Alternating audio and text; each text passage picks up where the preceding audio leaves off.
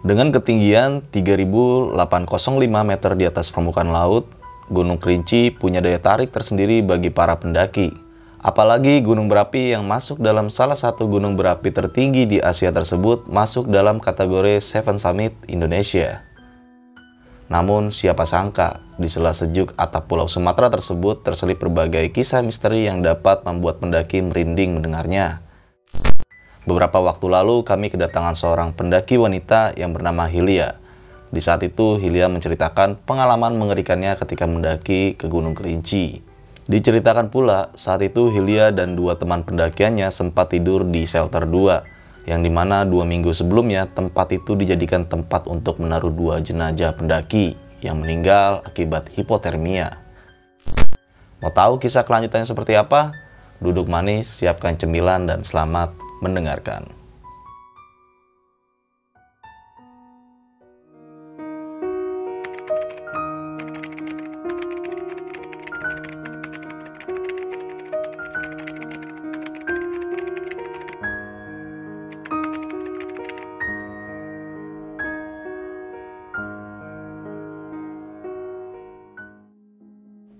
Assalamualaikum warahmatullahi wabarakatuh. Balik lagi nih di besok pagi. Kali ini bareng gue Bang Mange, pria gemoy tanpa bahan pengawet. Sebelumnya gue sangat berterima kasih banyak buat teman-teman semua yang udah mensupport, menonton, dan mendengarkan besok pagi hingga sampai saat ini. Semoga teman-teman semua yang menonton selalu diberikan kesehatan oleh Tuhan Yang Maha Esa nih. Nah, pada kesempatan momen kali ini gue masih menghadirkan narasumber nih. Dan narasumber gue kali ini adalah pendaki cantik asal kota Bekasi nih. Oke, langsung aja nih. Gue sapa narasumber gue pada malam kali ini. Selamat malam Hilya. Iya malam, aduh. Ya, sehat Hilya? Alhamdulillah sehat. Sehat ya. Kita baru ketemu di sini. Baru ketemu baru ya. ketemu, Dari iya. Bekasi loh ini. Jauh banget. Ke Bintaro ya. Tempat nyasar juga tadi ya? Nyasar 3 kali.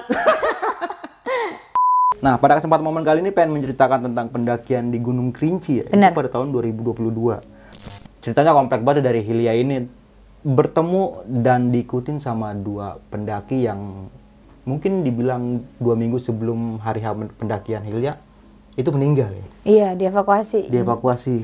Meninggal gara-gara hipotermia nih mereka itu. Nah, untuk lebih jelasnya lu simak langsung aja nih sampai habis agar nggak terjadi kesalahpahaman nantinya nih. Nah, jangan lupa di subscribe, like, comment, and share. Jangan lupa juga kalian nyalakan loncengnya nih agar teman-teman semua nggak ketinggalan video terbaru dari besok pagi. Mau nggak mau, suka nggak suka, bahwa hal gaib itu ada di sekitar kita. Tanpa berlama-lama lagi, langsung aja kita masuk ke ceritanya.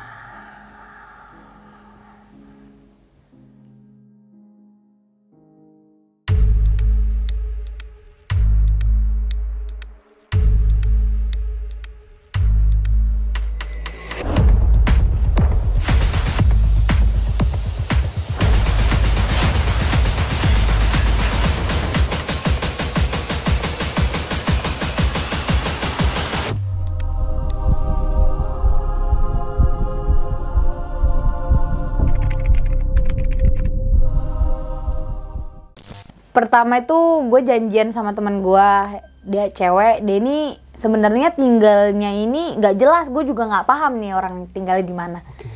Dia tuh tapi kerjaan yang netep itu di Bali.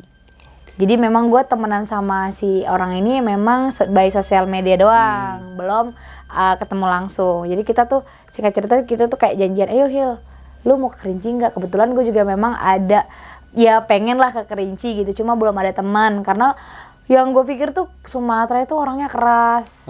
Terus ada ya jambret lah, ya begal lah, segala macem. Jadi gue takut dong, karena kan gue perempuan gitu. Nggak kayak di Jawa yang memang temen gue udah mayoritas dan udah rame gitu kan. Jadi gue mutusin, udah ayo berangkat kapan? Ya sebelum 17-an tapi ya, kata dia gitu. Akhirnya gue berangkat lah tuh dari Bekasi. Jadi itu dia dari Bali naik travel ke Surabaya. Dari Surabaya dia naik kereta sampai di Bekasi. Nah di Bekasi itu gue ketemu sama dia malam, gue jemput dia di stasiun. Setelah itu gue masih ngobrol tuh di rumah saudaranya dia di daerah Pekayon itu jadi kayak ngobrol-ngobrol. Besok pagi ini kita mau naik apa? Kita kayak meeting point gitu ya? Meeting point kayak misalnya discuss dulu lah kita mau naik apa, terus kita mau berangkat jam berapa. Akhirnya kita cari-cari tuh di aplikasi kan. Nah, gue tuh punya temen di punya temen di Terminal Bekasi. Jadi tuh kayak di tempat ya ibaratnya namanya Terminal Bekasi di bis-bis lah. Gue tanya-tanya tuh harga bis dari Bekasi ke Sumatera itu berapa. Akhirnya kita dapat tuh tiket harganya 450. Itu lumayan mahal ya. Tapi itu nama bisnya apa ya, gue lupa. Tapi tuh bis keren banget ya. Maksudnya yang gue pikir tuh kata orang-orang bis Sumatera itu tuh ngebut-ngebut Hil. Pokoknya lu gak bakal betah di bis. Iya, katanya kan dengar-dengar lintas Sumatera itu ya. Iya. Tahu nggak sih lu gue naik bis itu tuh namanya NPM. Iya, NPM, nama bisnya itu NPM. Subhanallah banget naik bis itu. Gue jadi ingat agama. Setiap sholat 5 waktu tuh berhenti tuh bis. Dan gue tipe orang yang pemabok, mabok kendaraan. Jadi lu tau gak sih Antimo 1 pak gitu? Iya. Neken terus dong. Neken terus. Udah tidur doang kerjaannya. Nah itu yang gue khawatirin ketika gue jalan jauh dan gue cuma sendiri. Itu yang gue khawatirin. Karena gue pasti di bis atau di kendaraan itu gue pasti minum Antimo dan gue tidur. Takutnya barang atau gimana kan, gue gak paham. Dan apalagi terkabar di Sumatera itu ya hal-hal yang jahat semua yang gue tahu gitu kan. Akhirnya gue naik siang itu di jadwal bis itu jam 10. Tapi ternyata gue berangkat dari Bekasi itu jam setengah 2 pagi itu molornya parah kan. Setengah 2 siang itu gue berangkat dari Bekasi. Itu gue nyebrang di Merak aja tuh gue nunggu. Wah itu ngantrinya luar biasa. Tuh walaupun nyebrangnya cuma 2 jam itu ngantrinya berjam-jam gue sampai nungguin banget. Yaudah nyampe lah tuh di base camp, jemputnya sama temen gue si porter ini. Jadi gue jadi gue punya temen online dan baru ketemu kemarin di sana. Dia itu sebagai guide dan porter di Kerinci. Jadi gue diem di sana. Yaudah gue masih bingung karena gue masih mau 3 hari 2 malam atau 2 hari semalam di gunungnya. Tapi teman gue dan gue mutusin buat 2 hari semalam, jadi gue naiknya pas besok pagi. Kalau gue naiknya 3 hari 2 malam, gue sore itu gue langsung naik gitu. Ya jadi kalau untuk ke shelter 1 kan cuma merluin 3-4 jam perjalanan. Cuma kalau dari base camp ke shelter 2 atau 3 itu merluin tuh sekitar 8-9 jam. Seharian berarti ya? Bener. Makanya kalau misalnya estimasinya 2 hari semalam itu menurut gue harus dari pagi naiknya. Akhirnya kita mutusin buat naik 2 hari 1 malam, berarti besok pagi kita harus berangkat kayak gitu. Jadi di sore itu nyampe di base camp dan di rumah teman gue itu gue cuma beli perlengkapan belanjaan aja buat persiapan buat besok kayak gitu. Awal naik tuh biasa aja, maksudnya kayak nggak ada hal-hal yang bikin gue tuh speechless gitu ngeliat-ngeliat yang hal-hal lain gitu. Dan gue udah dibilangin sama gue tuh apa ya gue nyebutnya, lu pernah ngerasa nggak sih bang kayak ada teman gue, nyebutnya teman hayalan soalnya. Teman hayalan gue ini ngomong sama gue kayak Gunung Salak sebenarnya gue nggak boleh turun malam. Nah Gunung Kerinci dia bilang lu jangan sampai turun malam di situ. Bilangnya gitu. Gue nyebutnya teman hayalan, emang gue nggak pernah ngelihat wujudnya, tapi gue bisa ngerasain dia ngomong, gue bisa ngerasain dia kayak ngejaga gue kayak gitu. Gue nggak paham dari mana gitu. Cuma dia bilang memang jangan turun malam Hil katanya gitu. Udah diperingatin gitu ya? Udah diperingatin. Selama gue naik gunung gitu dia memang kasih tahu gue ada apanya gitu yang nanti next bakal terjadi, yang orang-orang makhluk yang nggak gue bisa lihat gitu, yang kita normal nggak bisa kita lihat, dia kasih tahu. Akhirnya dia bilang nggak boleh turun malam. Gue pikir ya berarti Gunung Kerinci berarti kan kalau malam itu banyak macannya segala macem kan. Gue positif aja dong. Gue naik normal. Gue tuh orang-orang biasanya kalau 2 hari semalam itu naik pagi langsung bablas ke shelter 3. Itu estimasi ke shelter 3 itu 1 harian. Ya ibaratnya naik pagi nyampe di shelter 3 tuh jam sore lah, jam 5 jam 4. Ternyata gue tuh di jalan itu udah dikasih hujan. Dari shelter 1. Wah itu udah hujan parah sih. Hujan parah. Temen gue si Isa ini, dia ini udah ngerasa udah gak kuat. Gue udah gak kuat ya, soalnya kita hujan ya. Setelah itu gue paksain, ayo udah naik gak apa-apa. Dari shelter 1 ke shelter 2 itu emang jauh. Itu mungkin titik paling jauhnya dan bikin orang tuh kayak pengen nyerah.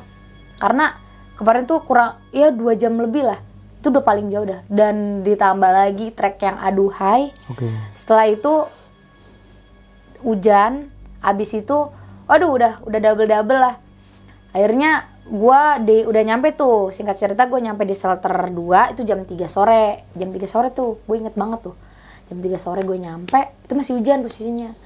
Gue udah lama-lamain bang di situ. Berarti kayak udah lah nggak usah naik gitu. Teman gue pun gue udah capek heal, dia udah ibaratnya teman gue ini nggak, kalau udah nggak sanggup ya udah dia nggak bakal maksain gitu ke shelter 3. Jarak dari 2 ke 3 memang deket. Cuma, jalurnya tuh udah kayak Spiderman, lo tau Spiderman nggak naik ngerayap gitu. Iya, lo kalau misalnya tahu jalurnya Salak yang mungkin berakar, beranting, kalau ini tuh kayak tebing, kayak mirip tebing, cuma dia bisa dinaikin. Gue juga bingung tuh cara naiknya kemarin gimana. Untungnya aja gue nggak bawa carrier gitu. Akhirnya gue ngecamp di situ tuh di shelter 2. Gue udah dibilangin sebelumnya sama pihak base camp. Kalau di shelter 2 ini kemarin baru ada evakuasi jasad 2 orang. Cewek sama cowok.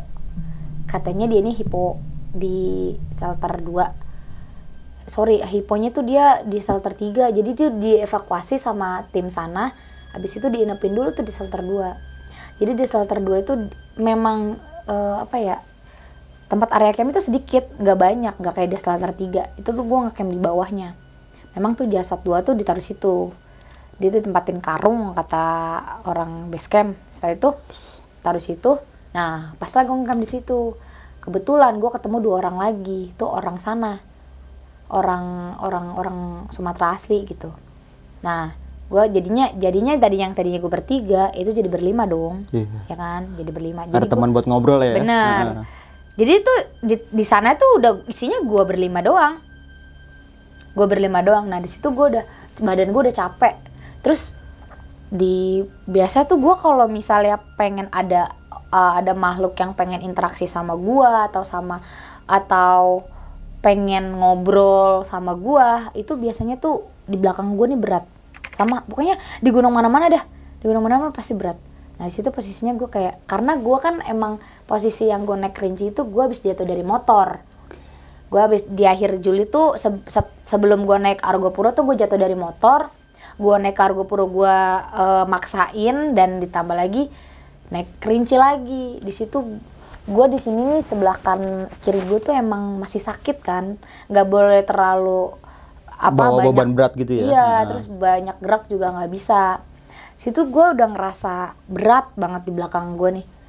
Gue kenapa ya, kata gue gitu. Nah, tadinya tuh gue satu tenda sama teman gue cewek ini nih, cewek si Isa ini sama satu lagi porter gue ini. Jadi gue satu tenda tuh bertiga.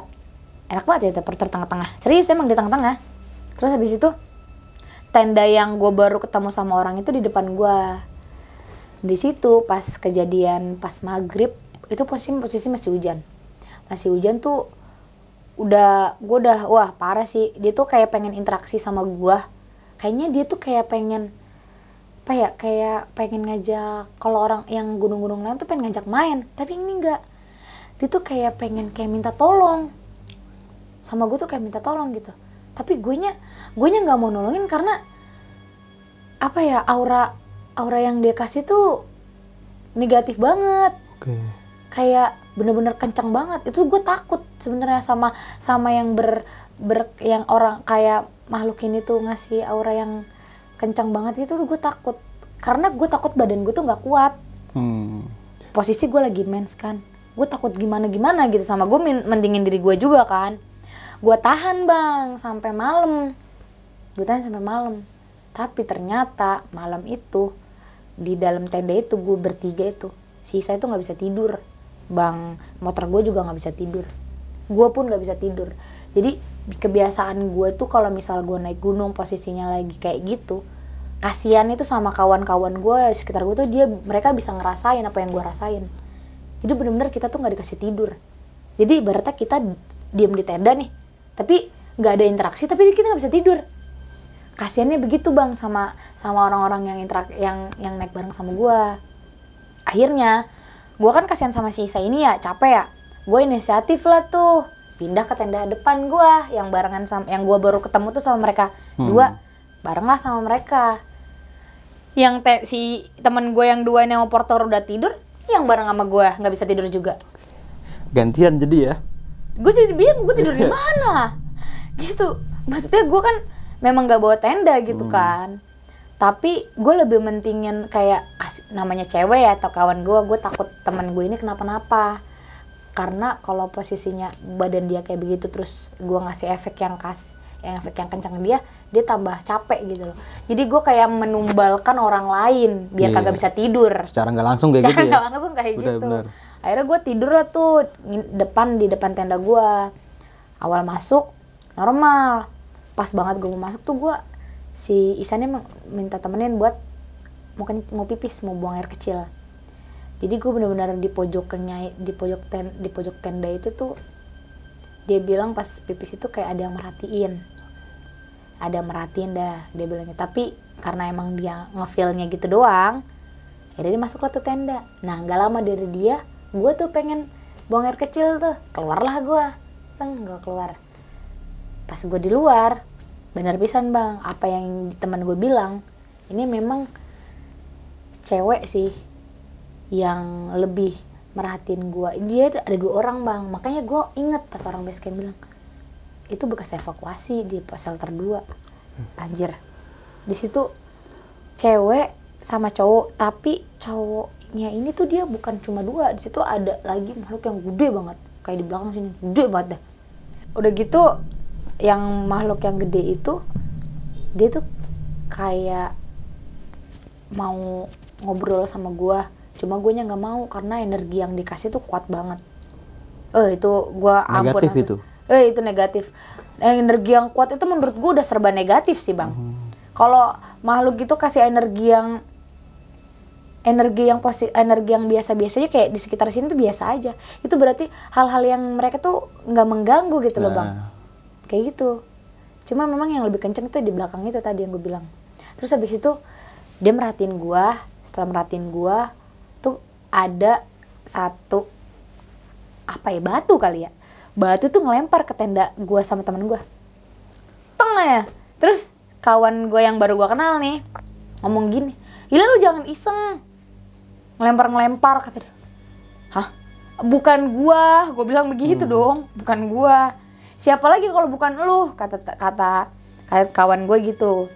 Terus habis itu namanya kan Pendri ya. Setelah itu masuklah gue. Udah setelah gue buang air kecil, gue masuk. Terus gue masuk. Di situ mereka berdua, kan berarti itu isinya bertiga dong. Satu tenda. Itu tenda kapasitas 5. Gue di tengah karena gue nggak di pinggir. Posisi gue dingin lah, kalau dingin lah gue nggak mau gitu, gue pengen di tengah. Akhirnya gue di tengah. Di situ gue udah menggigil bang. Masalahnya aneh, ini kejadian hampir sama kayak di Rinjani, cuma dia ini kasih yang lebih parah sih menurut gue. Lu paham gak sih badan manusia tuh di bagian depan panas, di bagian belakang dingin. Wah itu di belakang gue tuh dinginnya luar biasa. Gue sampai hampir hipo di situ. Gue mau gigil. Nah teman gue si Pendri ini inisiatif ngambil kayak masangin sarung tangan, sarung kaki, terus ngadabelin sleeping. Gue bener-bener menggigil bang situ. Gue menggigil, kata gue nggak kuat, gue kayak gitu. Soal posisi gue tuh lagi mens juga kan, lagi dapet. Gue menggigil, terus si Pendri itu temannya dia, teman Pendri juga khawatir dong gue begitu. Kawan gue yang sama partner gue di situ udah tidur mereka. Ibaratnya gue udah diselimutin segala macem kan, gue udah lebih baik, tapi tetap baik bang di bagian belakang badan gue ini benar-benar dingin banget, udah bener-bener kayak es batu kali. Gue bener udah mau hipo itu, gue nggak paham lagi deh tuh sama badan gue itu gimana cara gue bisa ngangetin gitu yang gue pikirin. Nah si Pendri tuh kayak gue tuh kayak pengen kemasukan, dia tuh pengen interaksi sama gue bang sebenarnya, cuma gue nggak mau. Yang gue bilang tadi karena energinya dia panas banget gitu ke gue, jadi efeknya tuh gue takut. Akhirnya gue tahan. Pas pengen, gue kan rencana summit jam 2 gue bangun. Tapi di situ gue belum mau belum prepare buat summit. Jadi teman gue ini bangun buat summit kan, ayo Hilya prepare segala macam. Di situ gue baru pengen tidur niatnya. Gue udah mikirnya gue udah nggak usah summit kali ya, soalnya badan gue udah hancur kan. Gue udah nggak usah summit kali ya, next lah gue kesini lagi, pikir gue begitu dong. Tapi ternyata kawan gue ini, si cewek ini, gue nggak enak sama dia. Gue udah jauh-jauh Hil, kata dia begitu. Ya iya sih mikirnya kayak gitu ya. Coba kalau gue pribadi memang gue nggak terlalu mematok ke puncak. Kalau gue gitu kan, gue bisa ya ibaratnya kalau gue nggak bisa ke puncak hari itu ya gue bisa kapan aja. Kalau gue ada rezeki dan ada umur kan, pikir gue begitu. Bisa balik lagi ya? Iya bisa balik lagi. Tapi karena gue mikir kawan gue ini yang udah jauh-jauh hari dan memang dia tuh udah planning jauh lah. Akhirnya gue nggak mau ngecewain dong. Naiklah gue, summit lah gue. Jadi kita tuh bener-bener summit semuanya. Summit, naik ke puncak. Nah pas dari shelter 2 ke shelter 3 itu posisi kan masih malam ya, masih gelap. Gue tuh sampai jam 3-an. Posisi masih malam lah ya. Di perjalanan mau ke shelter 3 itu gue tuh diikutin sama cowok yang di shelter 2. Gue ngerasanya itu di shelter 2. Gue kan memang kadang-kadang gue di belakang, kadang-kadang gue di depan gitu kan. Tapi posisinya ini kalau orang yang di belakang gue nih pasti ngerasa bang, kayak si Pendri ini yang baru gue kenal, dia tuh ngerasain adanya ketambahan tim dari kita. Dia ngomong sendiri sama gue, Hilya, lu ngerasa nggak sih ada bau-bau? Gue soalnya si Pendri ini dia tuh udah sering naik ke Gunung Kerinci, tuh udah sering, tergolong sering, memang porter guide lah di sana. Akamsi lah ya. Akamsi banget udah. Terus abis itu dia ngerasanya gini, dia ngomong sama gue, lu ngerasa nggak sih ada yang nambah gitu, ada yang ngikut sama kita? Gue kan kalau gue memang gue nggak bisa gitu ngomong di situ, udah gue keep aja buat diri gue sendiri gitu. Ntar gue cerita kapan-kapan kalau gue udah turun di bawah gitu kan. Takutnya kalau ditambahin cerita makin parah situasinya kayak gitu kan. Akhirnya gue di shelter menuju shelter 3 ini gue diem tuh. Terus abis itu udah pengen nyampe shelter 3, gue tuh pengen kayak disalahin jalur kali ya. Jadi tuh ada persimpangan mau nyampe ke shelter 3 tuh gue tiba-tiba ngambil kiri. Dan itu posisi gue gak sadar. Gue ditarik sama kawan gue, lu mau ngapain? Ditarik. Kalau gue gak ditarik, gak tahu udah wassalam, kayaknya gue gak akan di sini dah. Itu menjurang, posisi itu emang jurang. Terus habis itu gue pas ditarik baru gue sadar, lu gila ya, lu mau nyari mati ya gitu ngomongnya. Akhirnya gue istirahat tuh, nyampe di shelter 3, istirahat lah, duduk gue tuh di shelter 3. Terus gue ketemu sama rombongan lain, karena emang di shelter 3 ini tempat area camp ya, tempat area camp orang-orang pendaki gitu. Akhirnya gue nyampe di situ, ketemu lah, gue ngobrol lah sama yang ngecamp di situ. Jadi gue biasa lah ngisengin pendaki-pendaki gitu kan. Terus ditanya, camp di mana? Shelter 2. Hah? Serius? Jadi tuh kayak, kok lu bisa sih camp di shelter 2? Kok berani sih? Soalnya memang jarang banget bang, kata dia jarang banget kak yang mau ngecamp di shelter 2. Apalagi baru-baru ini tuh baru ada jasad evakuasi. Jadi memang sebelum adanya jasad itu memang jarang orang yang camp di situ karena memang tergolong horor gitu dan banyak hal-hal yang digangguin. Dan yang ngomong sama gue ini orang-orang sana tuh bukan orang-orang yang baru naik ke sana, tapi yang udah beberapa kali gitu yang naik ke sana. Bodohnya si Pendri ini kenapa iya doang gitu? Kenapa lu iyain doang gitu kan? Kenapa gak lu kasih tahu gue segala macem gitu kan? Karena emang full gue tuh semalaman gak bisa tidur. Dan summit lu tahu orang gak bisa tidur naik ke puncak bagaimana? Kayak zombie ya. Tambah lagi gue lagi dapet kan? Bukan lagi. Nah, udah kelar ngobrol-ngobrol sama Akamsi, gue udah kasih tahu. Ya di sana pokoknya harus jaga A, B, C segala macem lah, banyak pantangannya memang. Terus emang tergolong horor dan paling horor di situ. Akhirnya setelah gue udah hampir setengah jam di sana, gue mutusin tuh buat naik ke puncak. Di perjalanan puncak, gue pengen pingsan kali tuh. Gue muntah bang, muntah gue. Tuh masih ngikut tuh laki tuh. Oke. Malu tuh. Yang dari pos 2 ini? Iya masih ngikut. Emang dia kayaknya udah diajak ke ini udah muncak dah, bingung gue. Masalahnya nggak ada interaksi bang. Dia tuh cuma pengen masuk ke gue. Cuma ya gue karena dia ngasih energi yang kuat banget, gue nggak berani. Makanya pas gue dia nyampe, pokoknya gue nyampe di kalau orang sana nyebutnya batu gantung. Jadi itu sebenarnya bukan batu gantung sih, coba kalau kita ngelihat dari bawah memang itu ngegantung, tapi aslinya itu nyantel tetap. Iya. Nah nyampe di batu gantung gue muntah-muntah dan muntah-muntah. Abis itu kawan gue yang ceweknya juga sama bang, muntah-muntah. Dia sama ikut muntah-muntah. Nah itu yang gue khawatirin. Ketika gue naik sama orang yang memang fisiknya udah capek, ditambah lagi gue yang begini nih, yang horor gitu kan. Terus habis itu kelar muntah-muntah, pala gue pusing. Gue udah gak kuat. Gue bilang sama Pendri ini. Gue kan memang bareng sama Pendri sama kawannya itu. Temen gue sih yang satu cewek sama porter itu dia di bawah, di belakang. Terus gue ngomong sama mereka, gue gak kuat, gue mau turun. Posisinya kalau mau summit ke Kerinci kan, apa ya, dia tuh kayak pokoknya perpaduan gunung-gunung Jawa lah, di sana ada semua. Dia tuh kerikil ada, batu ada, banyak jalur. Pokoknya kalau lu Semeru cuma pasir, nemu pasir doang. Ya kalau di sana ada batunya, ada versi-versi banyak di sana. Makanya kata gue, anjir nih Gunung Kerinci kocak juga. Dia bener-bener gokil juga jalurnya. Akhirnya pas gue selesai muntah, gue udah bilang mau nyerah. Si Pendri ini bilang udah istirahat dulu aja nggak apa-apa. Di situ. Di istirahat gue tidur bang. Di situ gue tidur. Nah di dalam tidur gue ini disamperin sama satu cewek sama satu cowok.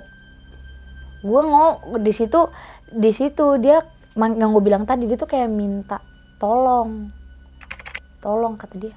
Dia tuh cuma minta apa? Tolongin saya. Anjir. Gue sebagai manusia normal gue nggak ngerti dong dia ngomong apa. Minta tolong. Nah pas gue lagi posisinya tidur itu ternyata gue ngigo. Kata si Pendri itu gue ngigonya gue tuh, gue minta tolong, yang gue bilang tolong. Jadi kayak tersampaikan salamnya. Oh iya. Dia minta tolong, tapi gue nggak paham minta tolong apa gitu. Ditepok gue, Hila bangun. Nah kawan gue ini dia tuh udah panik dong, udah panik gue begitu. Bangun Hila, bangun. Bangunlah gue. Di situ gue langsung bangun. Gue masih hidup, kata gue gitu. Gue udah mikirnya udah hal-hal aneh aja udah. Akhirnya gimana Hil badan lu? Aduh gue masih pusing, gue capek gitu. Terus gue juga posisi lagi dapet juga kan, lu tahu, gue bilang begitu. Akhirnya pas gue masih istirahat, masih ibaratnya gue masih, teman gue ini masih kayak udah nggak apa-apa istirahat dulu aja. Tapi mereka nggak mau turun. Tapi kan gue bukan tipe orang yang maksain ya. Akhirnya gue istirahat. Tapi gue bilang kalau gue mau naik tapi gue nggak bisa kencang-kencang. Gue bilang begitu. Ya nggak apa-apa, gue temenin si Pendri gitu. Akhirnya kita pelan-pelan tuh tak. Itu kerasanya kayak udah lama banget. Itu nggak sampai yang kata orang dari shelter 3 ke puncak itu cuma 1,5 jam. Itu gue nggak tahu berapa jam. Lama banget dah.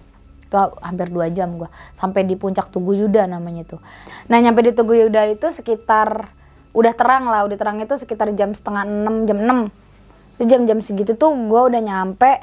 Jadi tuh kayak di situ kok gue kayak disambut sama satu cowok ini. Jadi kayak dia tuh kayak ngejagain deh. Tapi gue nggak terlalu merhatiin banget dia ngapa-ngapain. Tapi dia tuh cuma berdiri aja.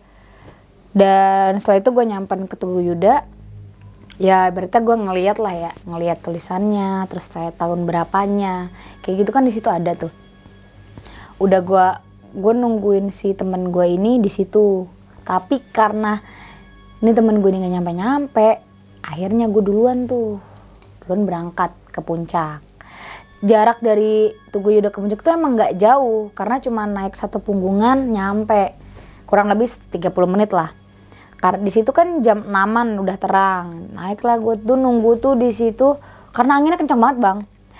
Dan di situ posisinya pas gue summit itu cuaca itu benar-benar ngedukung, kayak pengen hujan. Udah hujan malah ya, udah gerimis kencang dan udah mendung. Tembok dong.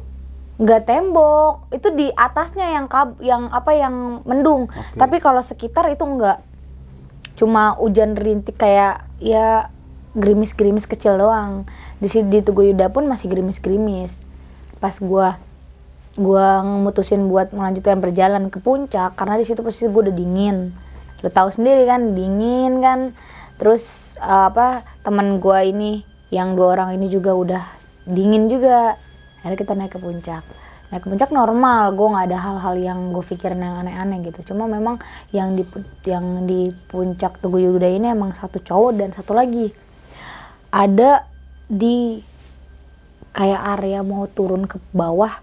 Cuma di sananya lagi tuh kayak kata orang-orang sana itu tuh jalur. Memang di Kerinci tuh ada 2 jalur, tapi satu jalur tuh gue lupa namanya. Selain Kerinci sebelah ini. Tuh, nah di situ tuh kayak ada beberapa makhluk yang memang diam di situ dan mencar. Gua pikir apa dah? Lu tau gak sih ceritanya Yuda ini meninggal di Kerinci? Tau gak sih lo? Ya itu tuh gara-gara disesatin dan kebanyakan memang ya, setelah gue cari tahu, kebanyakan memang orang-orang yang disasarin itu, orang-orang yang hilang itu kebanyakan dari Tugu Yuda mau ke bawah. Itu kebanyakan dari situ disasarin dan yang hilangnya gitu. Nah, akhirnya gue udah nggak hirauin tuh yang orang-orang yang makhluk-makhluk yang di bawah yang di deket jalur itu. Intinya kita harus fokus aja gitu. Nyampe di puncak, nyampe lah tuh temen gue yang cewek tuh, nyampe. Dia nangis dong, karena kan memang terharu kan. Ih gila anjir, gue udah nyampe sana gitu kan. Gunung berapi kedua ya, iya. Di Indonesia itu yang... Gue pun pengen nangis bang, tapi malu anjir gue. Gila masa gue nangis, pikir gue gitu kan. Akhirnya dia si Isa ini kata porter yang nganterin gue ini, dia tuh muntah. Dan pelan-pelan, makanya jalannya itu pelan-pelan karena muntah-muntah. Terus gue pikir, ya anjir kasihan juga ya, dia ngerasain apa yang gue rasain gitu loh.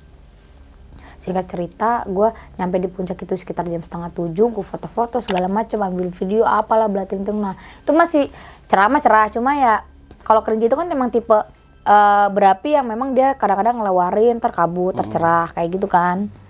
Terus habis itu udah nyampe jam berapa ya, sekitar jam 8:30 dah.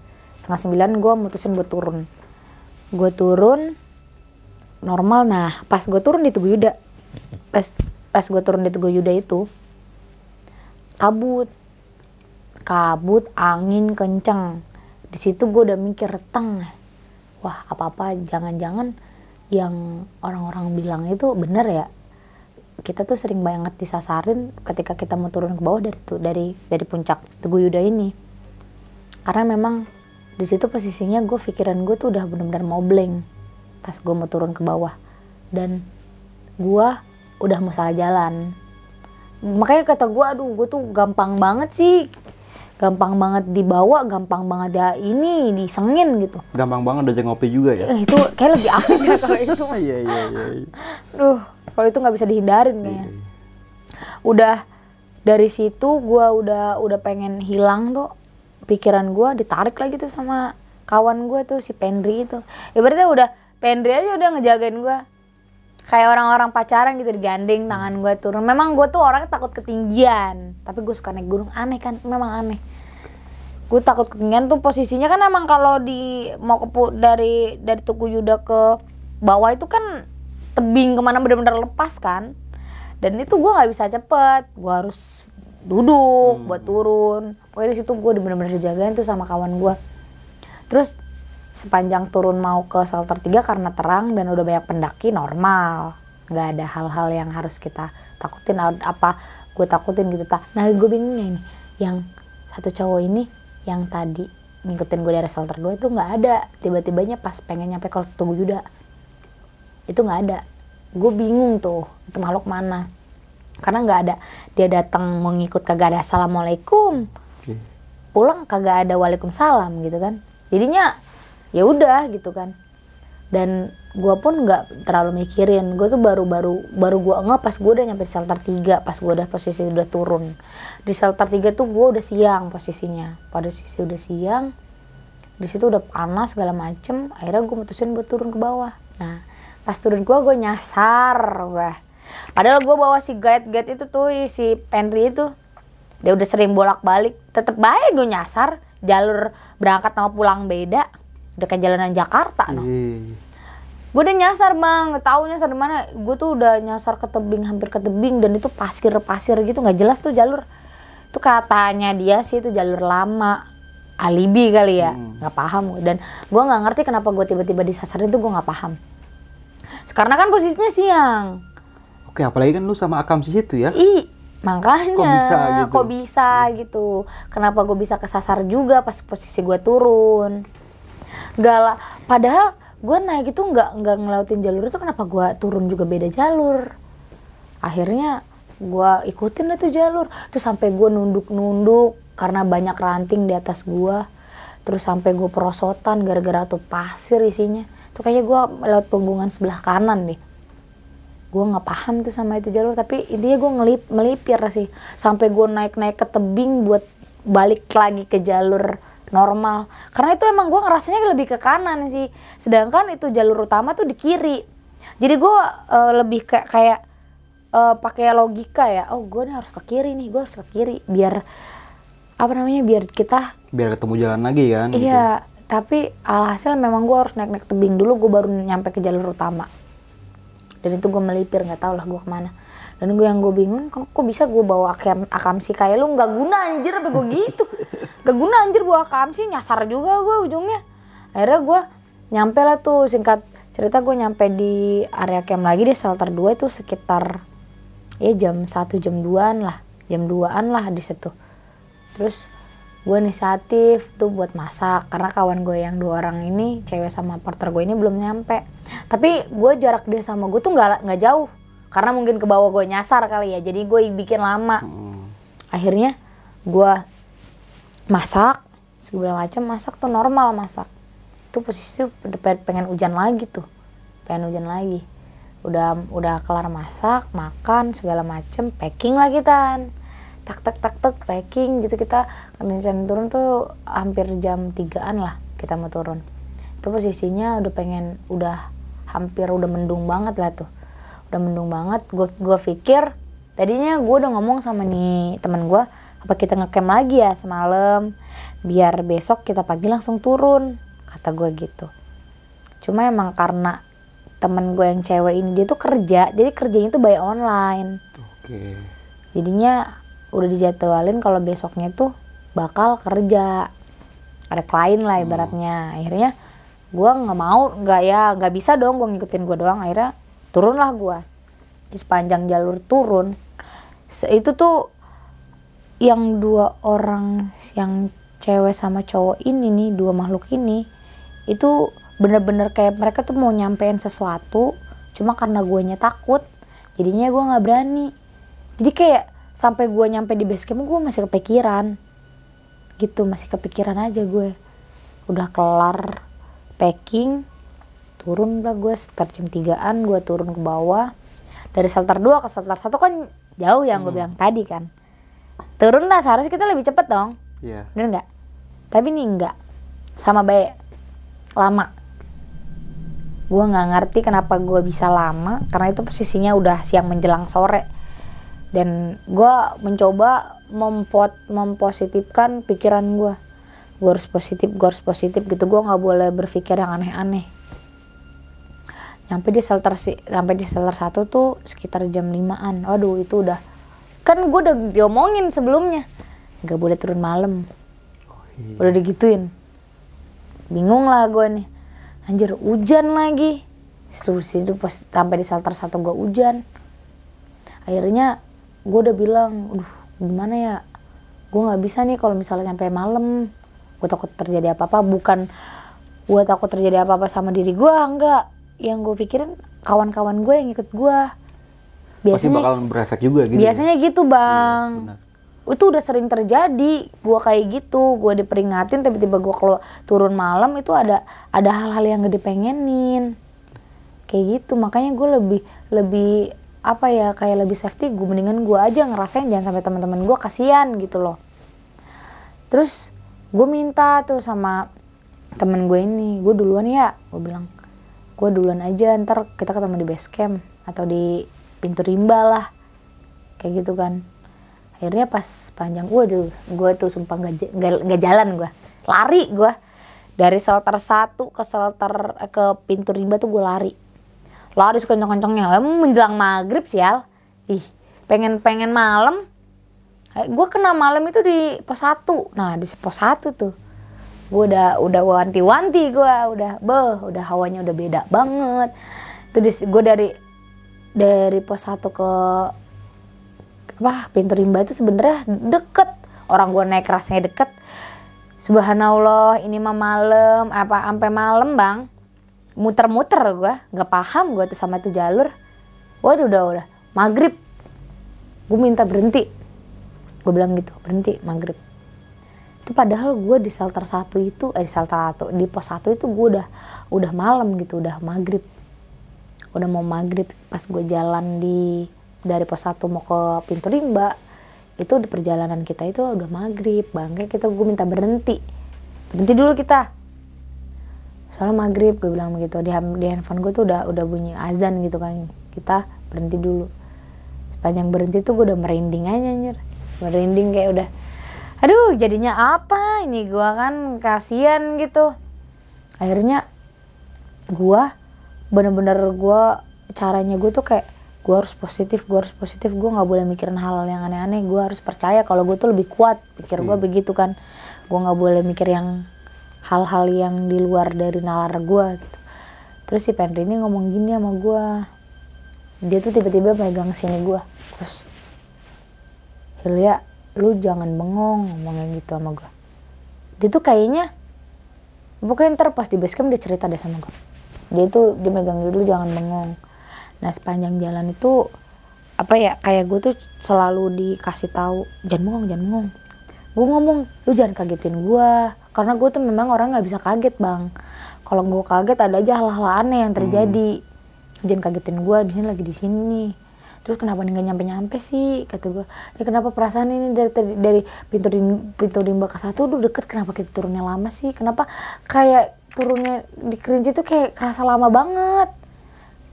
Gue kayak capek banget anjir, naik capek, gue lagi dapet, terus pas turun juga lama, apa gitu yang dimaksud gitu. Padahal kalau gue pribadi, kalau makhluk itu kasih energi yang benar positif, gue bakal terima. Gini kenapa sih kasih positif hal-hal yang negatif, ke gue, jadinya gue takut. Takutnya gue makin gak bener gitu, makin hancur badan gue. Akhirnya gue biasanya naik setengah jam sampai di pos 1, ini mah gue setengah jam juga turunnya. Padahal itu sama, jalurnya nggak beda, itu kayak udah lama banget. Nyampe lah gue di base camp, di mana, di pintu rimba. Nah di pintu rimba itu ada satu warung. Karena gue nungguin kawan gue yang belakang kan, jadi gue ngadem lah ibaratnya. Itu udah malam kan, mesti ngadem di situ.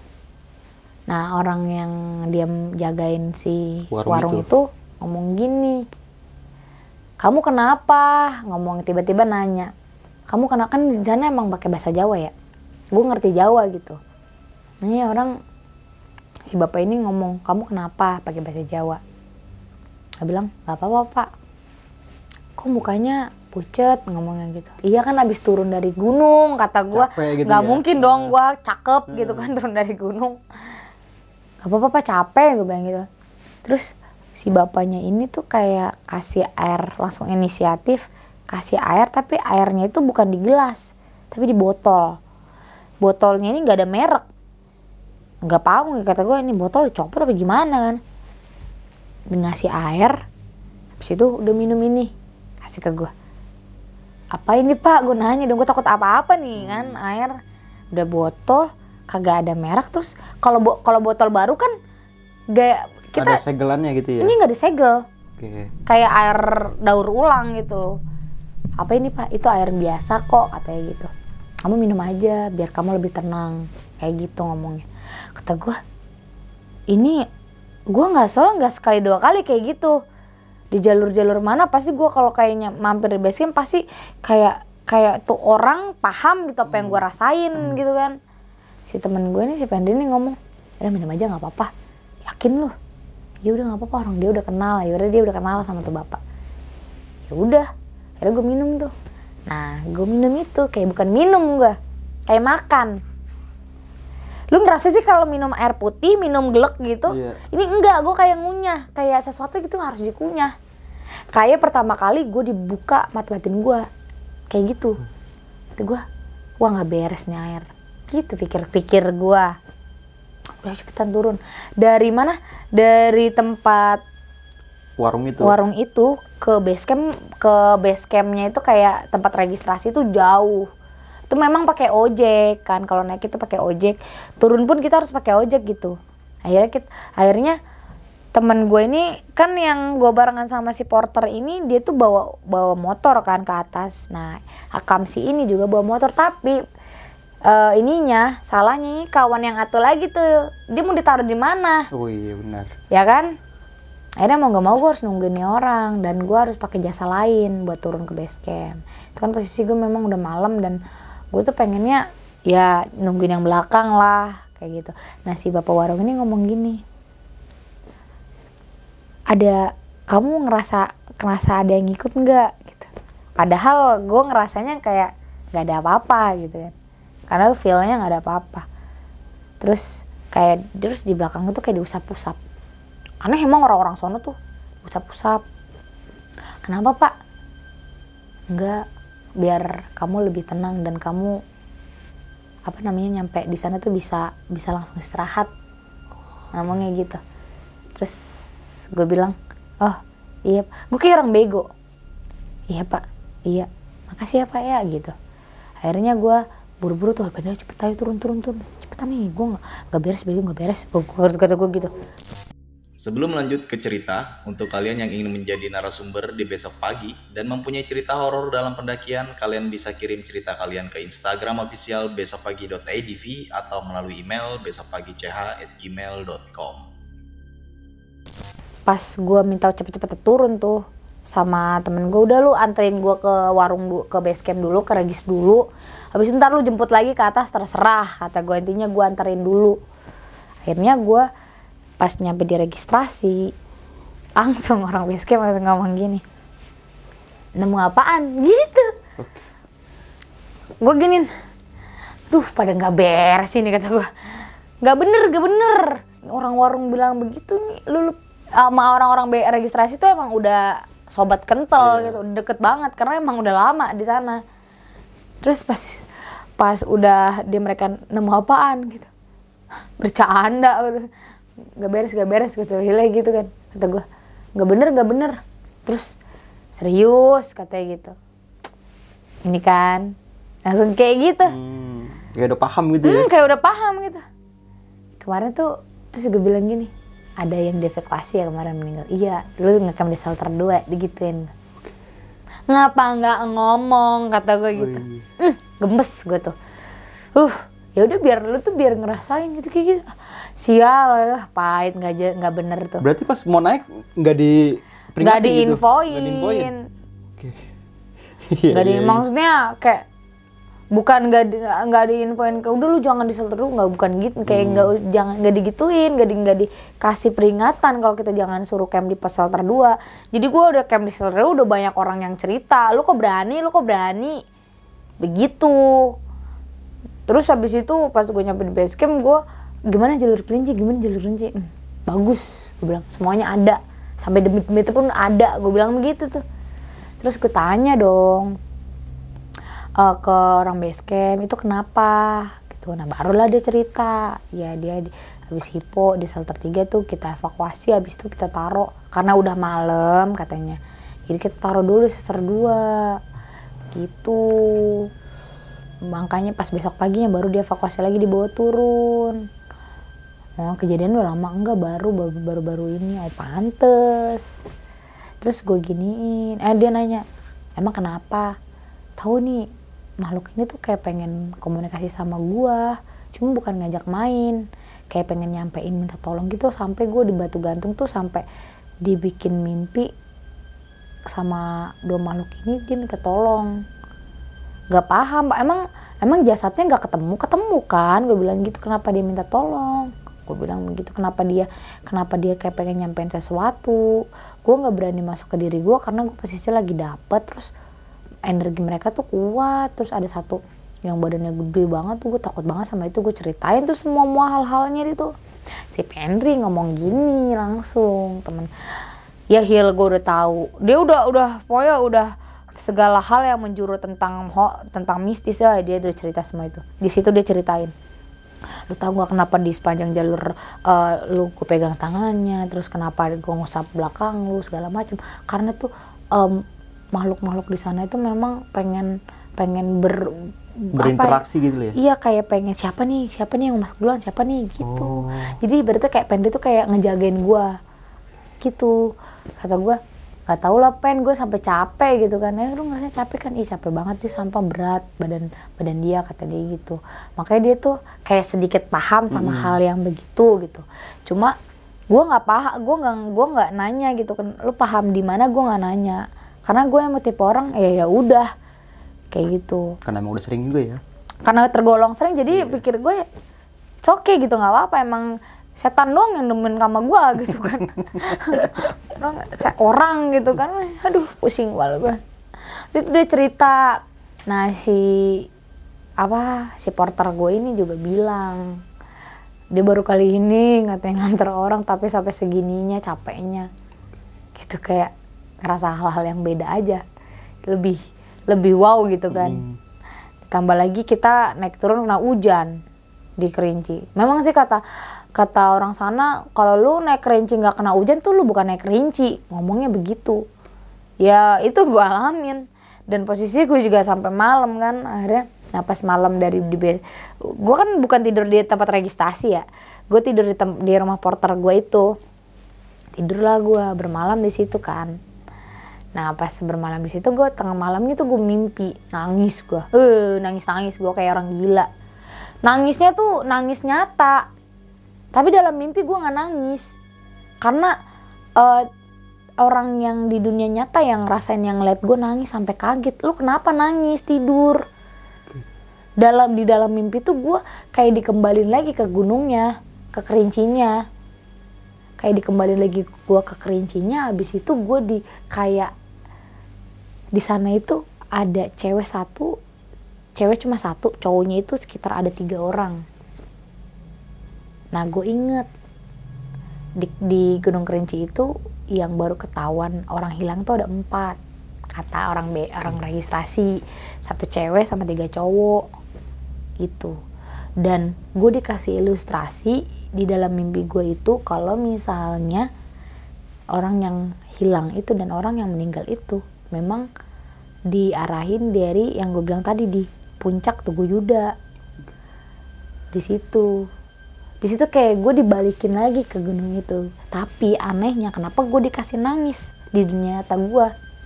Kenapa gue dikasih kayak gitu pas sedangkan di dalam mimpi gue nggak ada nangis. Biasanya gue kalau mimpi gitu, kalau gue dalam mimpi gue nangis, ya gue nangis aslinya gitu, dalam mimpi gue aslinya pun nangis. Tapi ini enggak.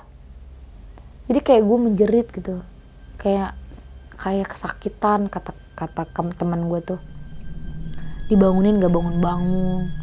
Waduh itu kacau sih gue tuh. Kenapa itu yang gue wanti-wanti ya, maksudnya gue kenapa diperingatin gak boleh turun malam, ternyata itulah gitu kan. Jadi ada yang belum selesai. Terus gue inget banget cewek satu itu dia tuh kayak nangis, dia minta tolong sama gue. Tolong saya mau keluar gitu ngomongnya. Gue nggak paham dia mau keluar gimana, karena di situ gue mencoba buat diri gue tuh buat balik lagi ke dunia gue, buat bangun dari tidur gue, ibaratnya kayak gitu. Gue nggak ngirau karena di situ badan gue udah panas, dalam mimpi gue tuh panas banget. Bener pisan kelar dari mimpi itu gue langsung meriang gue besokannya, sakit gue bener, nggak beres ke badan gue gitu. Ngefek berarti ya? Efek banget. kenapa nggak dikasih pas lagi di gunung gitu? Kenapa setelah dari gunung udah gue nyampe di tempat istirahat gue di kamar gitu, kenapa masih dikasih kayak gitu? Udah besokannya gue sakit 2 hari. Temen gue yang cewek itu ya ke danau Gunung 7 mana, gue diajak nggak, gue sakit. Orang gue sakit badan gue kan, daripada gue nambah penyakit kan, mendingan istirahat. Iya udah, dari situ udah selesai. Dari situ gue udah masih main sih daerah sana. Berarti gue di sana tuh nggak cuma sebentar. Gue masih, karena sakit gue tuh kemarin itu kurang lebih tuh 3 harian. Jadi gue masih stay di sana. Gitu. Oke nih, thank you banget Hilya udah pengen berbagi pengalaman pendakiannya di Gunung Kerinci nih pada tahun 2022. Di pertengahan tahun ya? Benar. Itu musim hujan gitu? Ya kalau di Jawa katanya musim kemarau, nyatanya di Sumatera enggak. Itu musim hujan. Tadi ada kata pepatah mengatakan kalau naik Gunung Kerinci nggak hujan, bukan naik Gunung Kerinci namanya? Bener. Oke. Kata orang registrasi gitu. Kalau naik Gunung Kerinci nggak kena hujan, bukan naik Gunung Kerinci. Gitu. Ya sama aja naik gunung biasa gitu ya? Iya. Karena kan berarti Lucu lu banget nih ya. di pas pendakian di Gunung Kerinci ini beban lu banyak banget kan yang lu bawa tuh ya? Padahal lu kosongan ya, bukan Padahal beban itu ya? Bener, gue bawa depek doang memang. Iya. Gue nggak bawa carry. Mulai beban dari mulai lu dapet ya kan? Terus juga dari mulai lu kurang tidur juga. Bener, gitu kan? aduh. Pikiran juga, mungkin habis putus kali itu enggak? Itu sebelum putus. Oh sebelum putus. Nah, thank you banget nih Hilya udah mau berbagi pengalamannya. Nah, sebelum mengakhiri video kali ini, punya pesan-pesan nggak nih atau tips orang takut mau naik gunung kayak gimana harusnya? Tips buat temen-temen yang takut. Iya, yang naik takut naik gunung terus karena horornya bagaimananya itu kan banyak tuh. Oh, Iya. iya. Sebenarnya pertama itu percaya sih, lebih percaya ke diri. Kalau lu ini lebih kuat dibanding makhluk lainnya. Yang gue bilang tadi, manusia ini hampir makhluk yang paling sempurna di antara yang lainnya. Terus yang kedua, lu tuh harus yakin, percaya dan yakin kalau lu tuh punya Tuhan gitu, punya Tuhan yang lu percaya. Kalau misalnya lu itu dilindungin dan lu punya satu kepercayaan dan punya satu keyakinan, udah. Selebihnya kalau lu takut, ya kalau lu semakin takut, semakin jadilah tuh hawa-hawanya. Semua itu bermula dari pikiran. Oke. Semua itu bermula dari pikiran. Jadi kalau misalnya pikiran lu selalu kosong, selalu negatif, itu yang akan bikin badan lu, dan itu akan yang bikin mereka itu haus akan badan lu gitu. Apalagi orang-orang yang sensitif kayak gue. Lebih gampang masuk kalau gitu ya? Kayak gitu. Tadi apa pikiran ya? Pikiran. Dan juga perut jangan lupa kosong ya. Benar. Benar. Kalau naik gunung kan banyak tuh yang makan nih nanti dulu, kan begitu tuh ya. Itu. Nanti. Ujung-ujungnya asam lambung aja deh. Karena kan kalau di gunung itu susah membedakan antara kesurupan sama hipo nih. Beda hampir tipis-tipis tuh. Beda tipis-tipis Iya sih. kan, kalau mungkin yang belum berpengalaman ya nggak bakal bisa ngebedain. Benar. Gitu. Jadi akan ngerasanya itu orang kesurupan, padahal itu hipo. Padahal itu hipo karena lapar. Benar.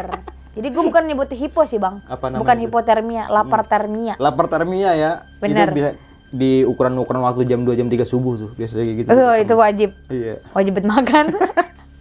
Oke nih, dan juga melakukan pendakian dengan orang yang berpengalaman serta safety dalam melakukan pendakian. Oke, mungkin itu aja dari gua Bang Mange dan juga Hilya. Gua pamit undur diri, sampai jumpa di video selanjutnya. Assalamualaikum warahmatullahi wabarakatuh.